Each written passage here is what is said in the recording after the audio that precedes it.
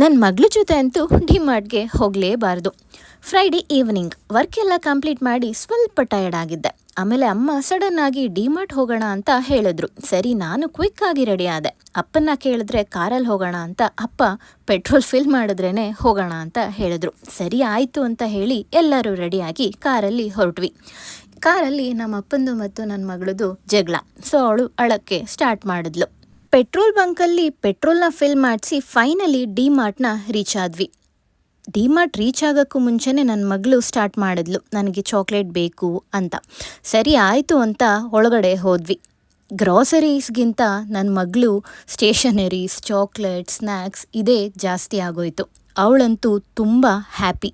ಬಿಲ್ಲೆಲ್ಲ pay ಮಾಡಿ tired ಆದರೂ happy ಮೂಡಲ್ಲಿ shopping complete ಮಾಡಿಕೊಂಡು ಅಲ್ಲಿಂದ ಎಲ್ಲಿಗೆ ಹೋದ್ವಿ ಅಂತ ನಾನು ನನ್ನ ನೆಕ್ಸ್ಟ್ ವಿಡಿಯೋದಲ್ಲಿ ನಿಮಗೆಲ್ಲ ಹೇಳ್ತೀನಿ. ಅಲ್ಲಿವರೆಗೂ ಸಿ ಯು.